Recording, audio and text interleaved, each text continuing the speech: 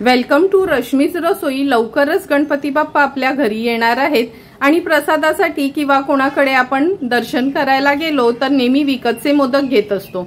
पण आज मी तुम्हाला घरच्या घरी अगदी सोप्या पद्धतीने मोजकेच इन्ग्रेडियंट्स यूज करून डेसिकेटेड रोज मोदकची रेसिपी दाखवणार आहे। त्यासाठी हा व्हिडिओ तुम्ही शेवटपर्यंत बघा आणि माझ्या चॅनलला लाईक, शेअर अँड सबस्क्राइब करा।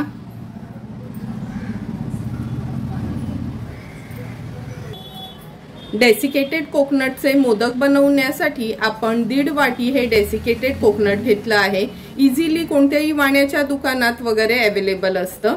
1 वाटी आपण दूध वापरणार आहोत, 1 वाटी मिल्क पावडर, पाव वाटी साखर, 2 ते 3 चमचे हे रोज सिरप आहे। रोज सिरपच्या ऐवजी तुम्ही कोणताही फ्लेवर घेऊ शकता। मी रोज सिरप वापरणार आहे आणि चमचाभर आपण तूप वापरणार आहोत। डेसिकेटेड कोकोनटचे मोदक बनवण्यासाठी गॅसवर आपण हा पॅन ठेवला आहे। अगदी चमचाभरच तूप घेतलं आहे ह्याच्यामध्ये। नंतर 1 वाटी दूध ऍड करूया।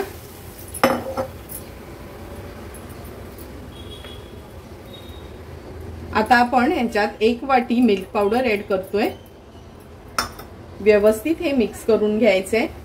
सुरुवातीला गॅसची फ्लेम मी लोवरच ठेवते। थोडंसं मिक्स करून झालं का आपण गॅसची फ्लेम हायवर करणार आहोत।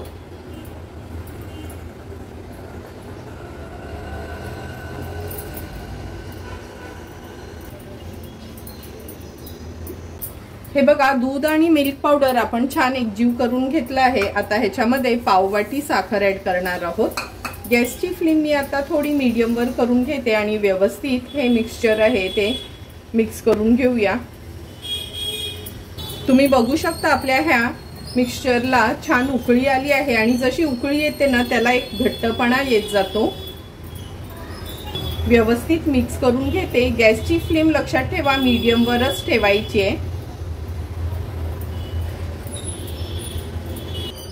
आता या स्टेजला ह्याला छान उकळी आली आणि आपल्याला असं वाटलं का अरे थोडासा घट्टपणा यायला लागला आहे का ह्याच्यामध्ये आपण हे डेसिकेटेड कोकोनट ऍड करूया।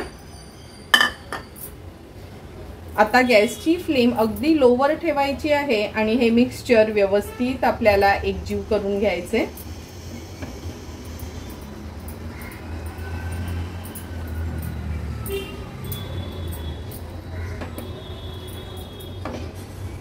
आता गॅसची फ्लेम मी मीडियम वर केली आहे आणि जोपर्यंत हा पॅन आहे ना हे मिक्सचर सोडत नाही तोपर्यंत हे घट्टसर होईपर्यंत ह्याला कंटिन्यू आपल्याला स्टर करायचे। तुम्ही बघू शकता लगेचच हे मिक्सचर ना थोडं घट्ट व्हायला सुरुवात झाली आहे। गॅसची फ्लेम मी अगदी लोवरच ठेवली आहे कारण का ना खाली लागायला नको आणि नॉर्मली हे सर्व बनवताना ना नॉनस्टिकचाच पॅन वापरा। आता आपण ह्याच्यामध्ये 2 चमचे रोज सिरप टाकूया। मी रोज सिरपचा उपयोग केला आहे। तुम्हाला कोणताही फ्लेवर हवा असेल तो सिरप तुम्ही यूज केलात तरी चालेल। आता व्यवस्थित हे मिक्सचर आपल्याला एकजीव करून घ्यायचे आहे।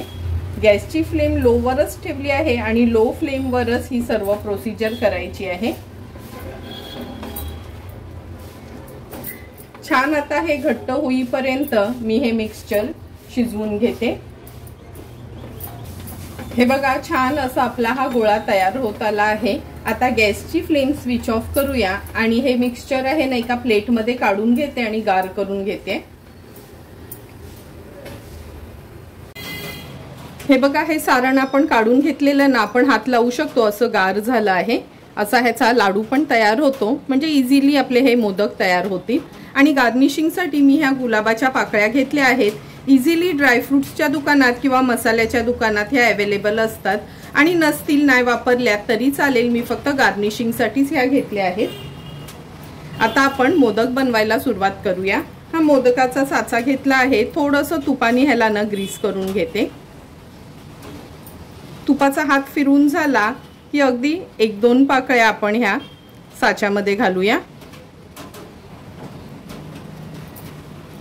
नंतर हे मिक्सचर आहे हे असं दाबून घ्यायचे।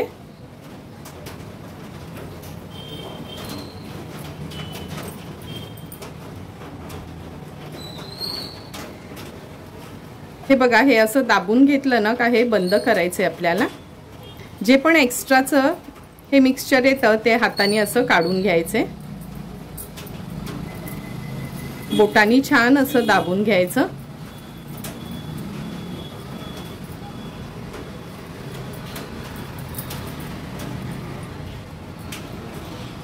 नंतर हे आता उघडून घेऊया।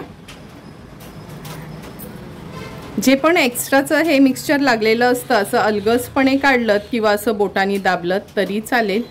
तुम्ही बघू शकता सुंदर असा आपला हा रोज मोदक तयार झाला आहे। मिल्क मेड वगैरे काहीच यूज केलं नाही तरी किती छानसा हा मोदक आपला तयार झाला आहे। आता हा मोदक मी ह्या प्लेटमध्ये ठेवते आणि अशाच पद्धतीने उरलेले मोदक तयार करून घेते। प्रत्येक वेळी तूप लावायची गरज नाही, अगदी थोडंसं कधी वाटलं तरच लावलं तरी चालेल, कारण का दूध, मिल्क पावडर आणि चमचाभर तूप तर आपण ह्याच्यात घातलंच होतं। आणखीन एक मोदक मी दाखवते तुम्हाला।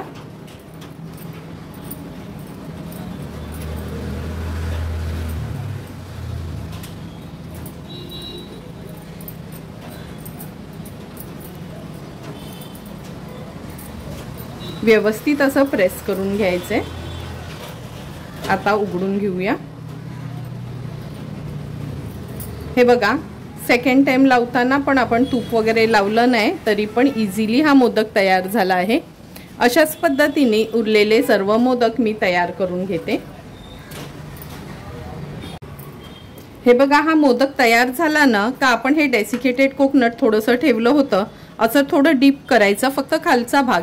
म्हणजे कसं आहे, आपण बॉक्समध्ये ठेवलं किंवा प्लेटमध्ये ठेवलं तरी पण ना ते खाली असे चिकटले जाणार नाहीत आणि खाताना पण छान टेक्स्चर असं येतं। तर चला मग सर्व उरलेले मोदक आपण अशा पद्धतीने बनवून घेऊया।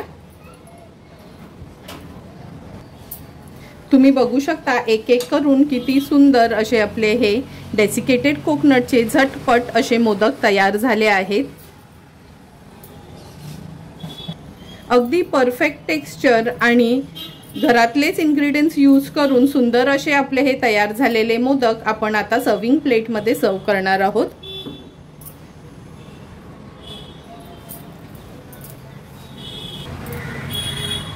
सुंदर असे तयार झालेले हे डेसिकेटेड कोकोनटचे रोज मोदक आपण ह्या सर्विंग प्लेटमध्ये सर्व करतोय।